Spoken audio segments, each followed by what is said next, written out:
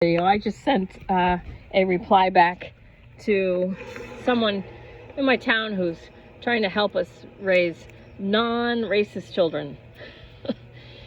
Anyway, yeah, this reply just came flying back. It's amazing how easy it is to make people believe, just through repetition and through just accessing them through their ego. Like, if you want to be a good person, like, it's crazy. It's crazy to me, but I just have to be grateful that I'm not, that I can see through all this lying. Anyway, what I want to talk about is, it's going to sound weird, but this is what I just can't stop thinking about all day today is, what's her name? Lena Dunham. Lena Dunham is an actress, I think. But she did this, like, photo shoot or whatever, where she sat on a toilet naked and ate cake. And although, Lena Dunham is, I don't know her. I don't watch television, so I don't know what her show was about.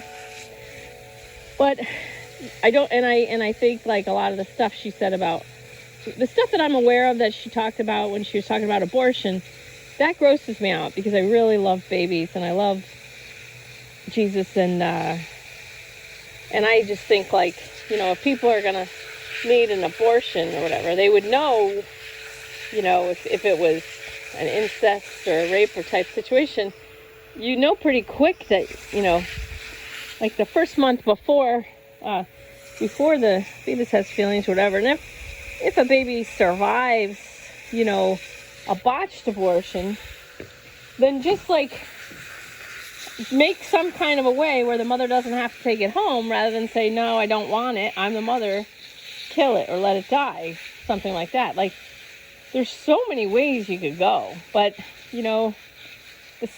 they call them specimens and they're worth money.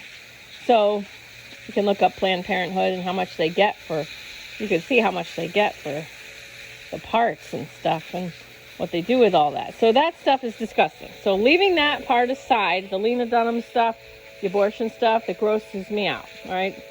I don't like that. That's definitely my contrast, my huge contrast. All right.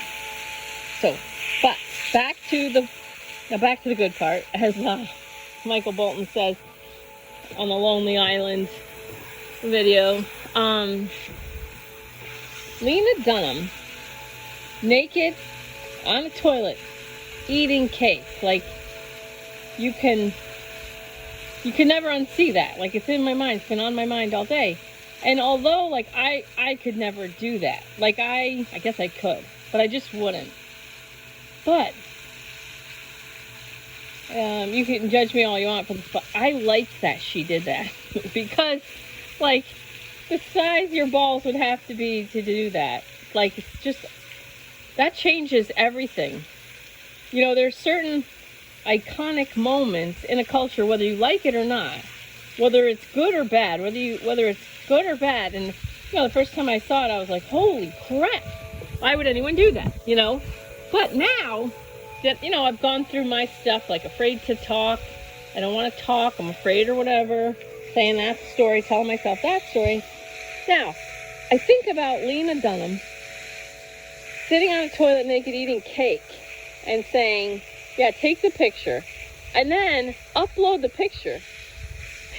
Like, that's two different things. So take the picture and go, yeah, that would be funny, or let me see how that turns out, right? To do it, okay, there's balls right there.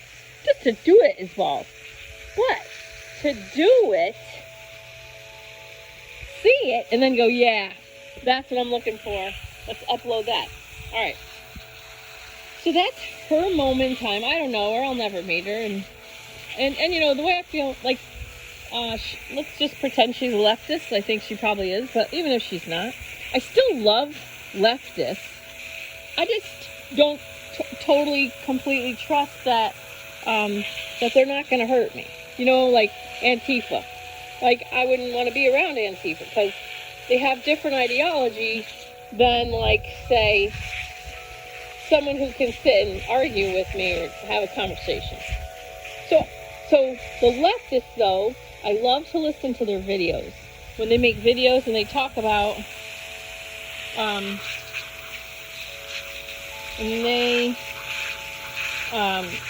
getting a text.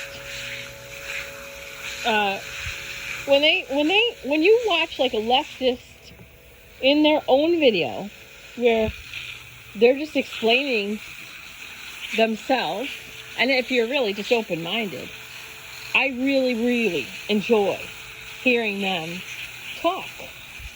That's just me. So I just love them from farther distance away than, say, you know, someone that I would trust not to hurt me, right? All right, now, but Lena Dunham did what she did, you know. She changed my life when she did that thing. So when she sat eating cake naked on the toilet, I don't know why she did that. I didn't listen. I don't need to know. But she changed my life when she did that in a way that I can appreciate. So again, I don't agree with you know, being totally psyched about abortion and saying she wished she had one. Like, that's gross to me, right? But what she did in that picture is awesome for me. Because, like, why am I afraid to talk about love? Why am I afraid to tell people how I see things and how, you know, why am I afraid to talk about love? Why? It doesn't make any sense. It should be like, at least you don't have to sit naked on a toilet eating cake, you know? Like, oh my God, I have the easy one. I got the easy part. But it's, oh, look at, here's my, somebody made that. Somebody made that little, this is my meditation space. And if it were up to me, you'd get money off of your taxes if you had your own if you had your own meditation space. I'll show you from the other side. These chimes are called Corinthian bells, and they're more expensive, but to me they're just like the very best. Oh, I could have watered my spot. So I don't have all my plants in, but here's my, so it's not all set, but I have a couple things. Luke's coming over at 5 and Nate's asking his mom. Okay, cool. Thank you. Yeah, I know. All right. So here's, so, you know, I've had that rock for years, but I wanted the wooden thing for a long time. That I've had for years. So for years it was just these things. But, and then a couple years ago I put the roses in. Who cares? But now I need to get more, clematis. Anyway, I have love for Lena Dunham right now, all day today. Love, respect, a warm place in my heart for someone who had the balls to do that. Okay, another thing I want to you know, make a little quick jump to the side on is the kids or whoever, the people who took over Capitol Hill in Seattle. So I used to live in Seattle. I was on Capitol Hill. I bought a really cool funky skirt there. It was like silver, black and white. It kind of like made you want to throw up when you looked at me if I was moving around. Capitol Hill is where a lot of, like, when I lived in Seattle, I lived right near the Space Needle. And so we called them trannies then, but so I was friends with a lot of gay guys. When I moved to Seattle, I could feel that there were a lot of gay guys there. I loved it. I had so much fun with my friends there.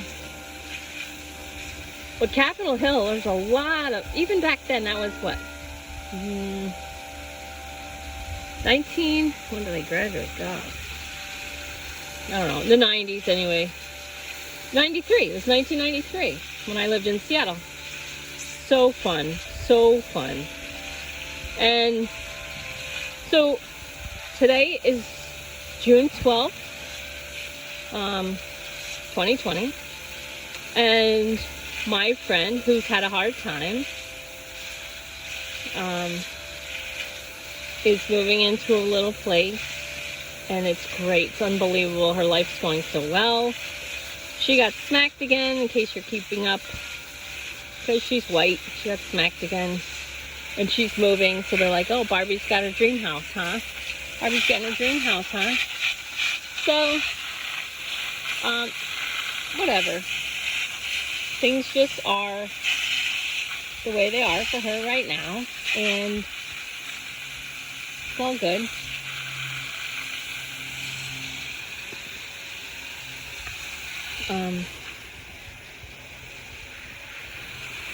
These are portulaca. These are portulaca. They're really nice. It's a nice, easy flower. And this is Siboldii. This comes back.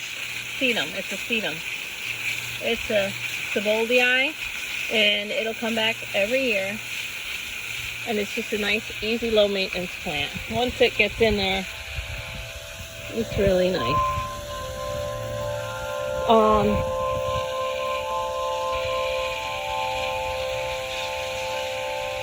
So we're all okay. So Capitol Hill. So they've taken over. So whatever group has taken over Capitol Hill in Seattle. All right, and I know some people are all mad and some people are all upset. But listen, they have been teaching a very strange version of history to kids for so long that the kids that, you know, don't really have a huge appreciation for our country. You know, they haven't gone to the American soldier burial ground in Normandy, France, and stood on the bodies. Acres and acres of dead white, you know, 18 to 22-year-old boys, guys. You know, tons, acres and acres of dead white males. Americans, dead white American men who went overseas to fight for freedom of another country. Okay, but they've just, you know, I posted the Weathermen Part 1 and Part 2. There's been a narrative, you know, there's been a narrative created about our country and that it's bad. And, you know, so these kids are just responding, reacting. They think that they know better. They think they can do better. Because they haven't gotten the same history that other people got. Now, I know that, like, and I don't blame, you know, the veterans that are still alive, like my father, you know, who fought. My dad was in the Bay of Pigs in Cuba. How many kids know about Bay of Pigs? You know what I mean? My dad was in the Bay of Pigs in Cuba. And they were sure they were going to die in Cuba. They were told they were going to die in Cuba. They only had to hold the, I forget, he told me. I don't know why I could forget this, but it's a little, because every time he tells me about the Bay of Pigs, I think, wow, I might not have, you know, I wouldn't be here probably, because I'm so much like my dad. But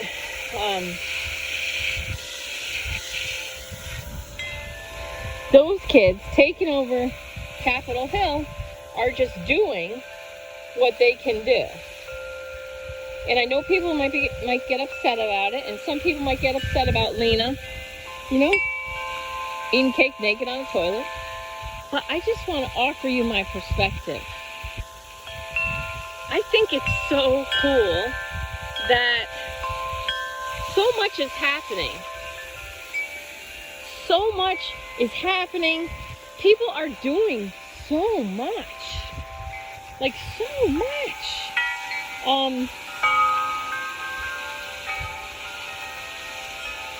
You know, good, bad, indifferent. It's all shaking the tree, right? It's all shaking the tree. So you got these kids that are following the whole, this country's racist narrative, right? But they're not following the other narrative, you know? And then you got people waking up from the media narrative, the narrative pushed by the media. You know, it's like, okay, you know, and they don't wait. They create something and then they just jump all over. It's just like, yep, this is true. This will make people angry. let's run with this. Whatever, it's fine. And then we get pushed down the road, you know, as a collective. So we got sent I was sent an email from someone in my town. It's gonna try and help me raise anti-racist children. You know, like I need help with that.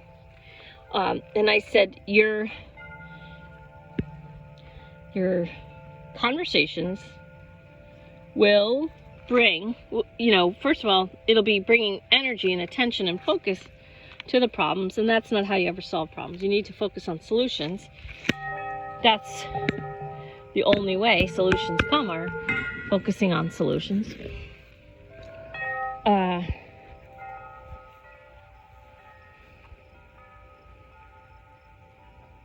That's why dead people are always yelling in their people's faces, what do you want? What do you want? Okay? It's you're out of here, like you're out of this earth plane so fast. What do you want to do? So when you look at I'll just sit. I know I'm gonna get my butt over. This is what I look at when I meditate. Well, no, I keep my eyes closed when I meditate. But just to wrap this baby up, you guys, this is such a cool period of time right now. And, you know, like I said before, Dayton, Ohio, 8 KKK members showed up and 600 people came to protest. And this whole let's meet and have conversations and discussions, you know, about this and make anti-racist children. It's like, I know my town and we've already done that. So to have discussions, to try, not do, trying is not doing, to try to have anti-racist kids is counterproductive because you're focusing on racism. You're beating the drum of racism. So you can only feed a problem by focusing on it. The law of attraction only works one way. It's very simple. It's like gravity. It's extremely simple.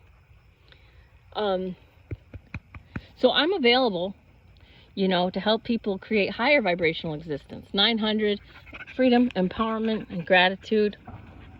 It is available to so many people now. And I'm shifting my group into the 900. Yes, I am, Max. 900 level. Because anyone who can understand what I'm saying, ooh, it is available to you. The 900 vibrations are available to you. And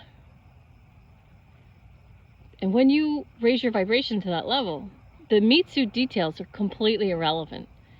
And so racism cannot exist in those higher vibrations. It cannot exist.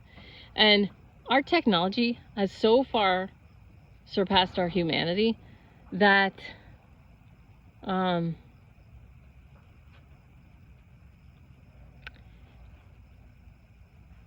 if we don't, you know, if we don't make some drastic steps towards the higher vibrations and raise our vibration of the collective, we're going to see some really nasty stuff. I mean, the drones used to bomb are gross enough, but now we got these robot dog things and the AI stuff. If we don't raise our individual vibration and raise the collective vibration, well, we're on our way to Agenda 21. And then the people running the narrative would be correct that it would be better to control the masses and create a one world government and a new world order and one world government so that to keep us safe. But, you know, how much longer are people going to buy into that? You know, it's up to you. Learn about Agenda 21, Agenda 2030 if you want to, or don't. But, you know, the whole key is vibration. You cannot fight racism. You have to focus on the solution. You have to focus on the world you want to see. You just focus your whole heart on the solution. What do you want to create? What do we want to create? Peaceful, loving world. Loving people live in a loving world. Angry people live in an angry world. Same world. Thank you, Wayne Dyer. That's the whole thing, man. That's it. Be love. Be peace. Be grateful. Work towards empowerment. Oh my God. I love my group so much. I love my renegade yogis, and especially my blue renegade yogis, because you guys get it and you guys feel it. And I'm getting all this great feedback from people who are like, oh my God, I understand. You know? The social justice warriors and the virtue signaling leftists, you know, they're just trying to be good enough to deserve love. They're just trying to be good people. That's what they're doing. You have to love them. There's no way out of this.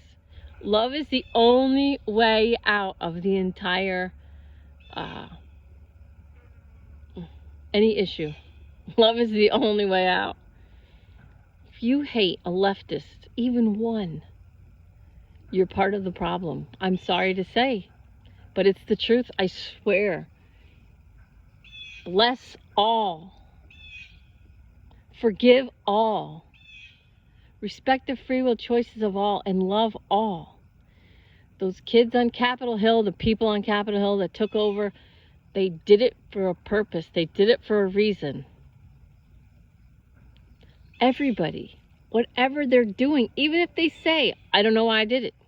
I don't know why I did it. The peaceful protests were subverted and turned into riots. There are people that are agents of chaos, and they're getting paid. Some of them are getting paid to be agents of chaos. They have agenda. It's not the same agenda as the people who were originally protesting and originally walking in solidarity with signs to say certain things. You know, they had one objective, and they got subverted. Their mission got subverted. The same thing happened to Dr. Martin Luther King. Dr. Martin Luther King. Now, there was an empowered soul. Judge people by the content of their character, not the color of their skin. Let's just do that. What do you say? Let's just do that. Let's raise our vibration to 900. And then you'll see how irrelevant the meat suit details are. And then you'll feel free, and your whole body will relax, and no one will try. You won't have to try to be a good person. When your vibration is that high, you know you're a good person. You open to receive from the highest, holiest source, creator energy, or God, or prime creator, or whatever you call it. When you realize, I am deeply and completely loved, accepted, and supported by Prime Creator, or whatever you call it, as I deeply and completely love and accept myself. Ah, it is so. And then you raise your vibration. And then you know that whatever your heart tells you to manifest is in the highest best interest of all. And you allow that to come, and you allow it to be so easy. So my friend, client, whatever, that's getting out of the shelter, you know, and moving in her own space, it's like, it's very difficult to, because she can't see the people that she's meant to help. I said, you cannot see the souls that you're meant to help, but they're all on your side. They're all, you know, Prime Creator. She believes in God, so it's easy. She believes in Jesus, so it's easy for me to talk with that language. I just say, you know, let God put you in the position to help. Stop thinking that you're doing it all yourself. You're deeply and completely loved, accepted, and supported. It doesn't help getting smacked, you know, by someone in a shelter. But the thing is, that becomes part of the story. The story that's going to help people relate to her later. You know, and I'm not going to burden any of you people with the shit that's happened to me to make me this, you know, happy-go-lucky, you know, I'm not great because I'm afraid to say stuff, but I'm not going to burden anybody with the shit that I've been through, okay? But, you know, right or wrong, good or bad, whatever people are doing, and whatever anyone ever did to me, they did it for a reason. They did it for a reason. Could be karmic debt, but even if it's not, hurt people hurt people. That's what happens. Hurt people hurt people. And then we move forward. Well, at some point, I see a band of blue renegade yogis holding hands and saying, we go from here. We go from here. Bless, forgive, respect free will choices of, and love all. Whatever happened to me, like Jesus said, turn the other cheek, okay? The shit that happened to me, okay? But I'm not gonna perpetuate that forward.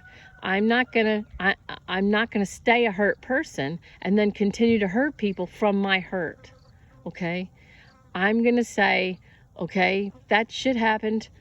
I'm dealing with it, and I'm clearing it out of myself, and I'm receiving deep and complete love, acceptance, and support from Prime Creator as I let all this shit go.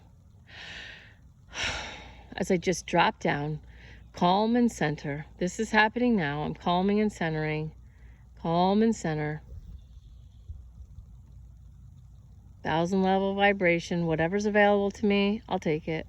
Whatever higher level vibration is available, I'll just take it. Just fall in love with. What can I fall in love with? Right? When I was living in my car, I loved flying my kites. I loved running and jumping in the air and pulling myself up in the air and flying with my kite. You know? I was hungry, but I had that kite. You know? I was poor. I had no money, but I had that car. You know? I was poor, but I had I had a bunch of flight ratings. I went to flight school. I finished flight school. I had all that behind me. So I was grateful for that. And I was grateful to have a car. And I was grateful that I was in southern Florida instead of Connecticut, trying to live in a car, you know? I was grateful. I swear to God. What you vibrate out comes back. So whatever you can be grateful for, however you can feel free, you bring yourself empowerment. But there's 3 doorways to 900. 3 doorways to the 900 vibration. Gratitude, freedom, empowerment. Ask yourself, what am I grateful for? And feel it 68 seconds at a time. Gratitude. That's an easy doorway sometimes. Gratitude. Even when I was starving, I had no money. I got a job as a waitress. I used to eat the food. I bust my own table so I could eat the food. Oh, So gross now. I tell my kids, I'm like, I would have eaten that. Like, and they're like, oh, I'm like, yeah, exactly. So 3 doorways: gratitude, freedom. What makes me feel free? Look at these guys on the motorcycles, these Harley Davidsons, these motorcycle guys, right? Or people speeding on the highway. Like, look at these guys. Look at these people, women, some women, you know, hang gliding. I mean, most people don't see hang gliders, but just look at a Harley Davidson. Just look at someone on a motorcycle. And I don't want to ride a motorcycle on a road. I want to ride a dirt bike, but I don't want to ride a motorcycle on a road. But when I see somebody else riding a motorcycle on a highway or on a road, I can connect with that person feeling that freedom. You know what I mean? Get little Moxie. Life is going. It's going. You're going to be out of here before you know it. And as soon as you cross over and you let go of that meat suit, oh my God, as soon as you let go of that meat suit, you're like, oh my God, that was fast. Doesn't matter, even if you're 100. Like, wow, that happened quick. All right? So I just want to describe what it felt like. I went through a death experience. And it was so different and so unusual. I had never felt anything like it. And so I was like, do I have gas? Do I have to burp? What's going on? And then it was like, oh my God, am I dying? And I knew that's what was happening. I was leaving my body. I was dying, leaving my body. And then I figured it out fast enough to enjoy it as it was happening. And I left that heavy old meat suit behind. That was when I died in prison. And I was an angry person. And I used to be an angry child in this life. And I was like, why am I so angry? And I kept, I guess, praying, but asking, why am I so angry? Why am I so angry? It doesn't make any sense. Well, that's what came, is this lifetime where somebody stole from me and I killed him. I killed him. I watched myself do it. And then I died in prison. And when I died in prison, it was a relief. Okay, but then that was a significant lifetime for me, because when I got my driver's license in this life, I just drove and drove and drove and drove and drove and just felt that freedom. Dude, your life is going. It's going to be over faster than you know. And if you want to get wrapped up in the narrative and the fucking bullshit and the manipulation, it serves the 90% that own, you know, the 6 corporations that own 90% of all media. It serves them to keep you between 100 fear and anger of 150 vibration. It serves them. You keep consuming media, and wherever your eyeballs go, they can charge money for your eyeballs. Wherever your eyeballs go, they can charge money for that. Do you want to pay those people? If you want to pay those people, then keep looking at that. If you don't want to pay those people, stop looking at it. You're getting played. You're getting manipulated. Loving people live in a loving world. Angry people live in an angry world. Same world. And I couldn't love you more than I do right now. I love you, my renegade yogis. I can't wait to see you on October 10th. Love you, love you, love you. Thank you for listening. Talk to you later. See ya!